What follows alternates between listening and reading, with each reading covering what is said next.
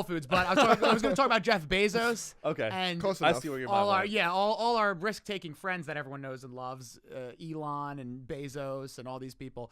Do you think I always struggle with this with like I look at someone like Jeff Bezos and I'm like, all right, that's like a life where it's like he took a lot of risks, a lot of them worked out. Like, here's an example of what can happen if you take risks and you try to persevere and move forward. Like, you will sell items from China to people and you will do it in such high volume that you will go to the moon or Mars and leave all of us for when the rapture happens. Do you think that I feel like risk is appreciated up to a certain point? And ironically enough, when the risk is the biggest it is, or the most is leveraged, is when people like stop liking you or stop respecting it. Whereas like Elon Musk, I mean, I guess he's probably not a good example because he got political, but like Jeff Bezos isn't really political in terms of like compared to the other guys, or like Bill Gates. Well, Bill Gates too is kind of maybe is that what happens? Does the pipeline just go to politics? But I'm saying like. Do you remember, like I remember being in college and, like, Elon Musk was a legend and, like, Bill Gates was a legend and, like, these guys, they dropped out of school and they created this and they, you know what I mean? And it's like people like it and people respect it. Like, man, that guy took a risk, he dropped out and blah, blah, blah. But then once you start getting over a hump, then it's like, fuck that guy. Like, this guy's a fucking college dropout. He just leveraged all his money on this and it just worked out. Oh, fucking big whoop-de-doo. Like, isn't that interesting? Like, why do you think that happens? Why, do you think it's jealous? I think for me it's jealousy. Like, I get jealous of people and I'll be like, fuck you. What's all anyone can put their money into something and hope and pray that it works. Like, you know what I mean? Like, I'm just curious, like, what you make of that, or do you feel that way too? I think when the risk gets so big, it sometimes comes at like the detriment of other people. Like, especially with Jeff Bezos, like the warehouse shit that he has going on, where it's like the production's so big now, people in the warehouse have to like work around the clock, like pee in bags. I was gonna say or, they like, can't pay. pass it out on the floor, like. And he's like, nah, you're still getting like $12 an hour. Right. You're not getting overtime, like all of this shit. It just doesn't. But no one's gonna like him for that. Do you think that is a risk? Now I'm just playing devil's advocate. Is that a risk that we don't understand? Like, is he looking at the data going, if they take one piss, this whole house of cards falls? Like, you know what I mean? Like, what do you think? Well, I mean, I would actually argue that Jeff. Sean knows him as Jeff. We call him Mr. Bezos. He knows him as Jeff. Friend of the show. Friend. We could call him up and see. Friend of the show. You ask him directly. I would actually argue. No, I study these people because one day I'm going to end their lives. You heard it here first, folks. A lot of exclusives today. Sean Riley, gay and a killer. Talk about a risk. My name is Sean Riley Luigi.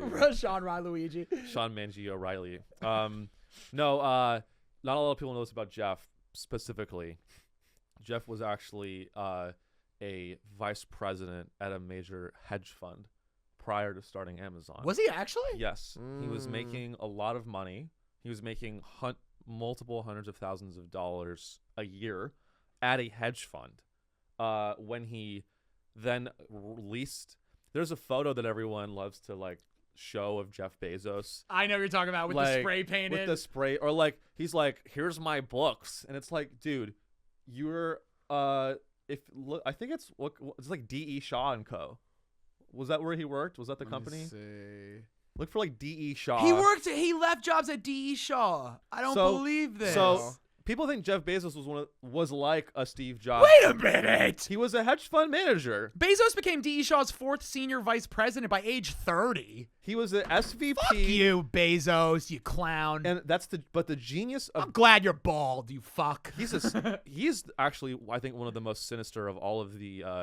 He really is Lex Luthor, dude. Holy shit. Yeah, he's because fully embraced that. He actually, in a lot of ways, is more sinister than Elon because he actually was successfully propagandized the public into thinking that he is, like, I thought everyone thinks that. Everyone thinks Jeff Bezos is one of these guys who started with nothing. Boom. He was SVP at D.E. Shaw & Co., which is like It's like Brown Harris Stevens. It's like Blackstone. It's like Goldman Sachs.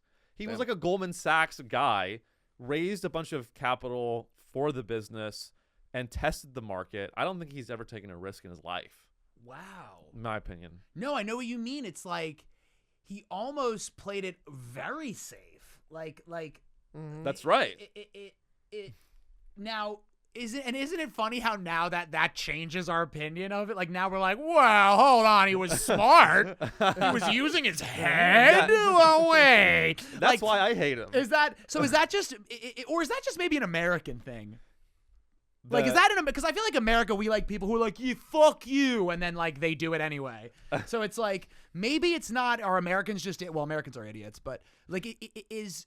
So is the risk the thing that we respect, or is it like bucking the system that we respect? Maybe it's not even about risk. Like, is it about figuring out like guys like Bezos? Because you could kind of say like Elon had PayPal and his dad was like owned a mine or something where people were dying. Allegedly. So it's like, hey, apartheid allegedly. Alleged apartheid. They're like. Alleged. Well, no, apartheid. I didn't say it wasn't funny. I just said it. But like, so do we respect risk, or do we just respect people?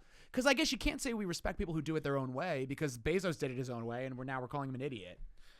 Yeah. Like why are you an idiot for doing the right thing? I think people in America, they like an underdog story, even if it's a fake underdog story. Yes. They like a fabricated underdog story. That's why people so desperately want to think that Elon Musk's dad didn't own an emerald mine.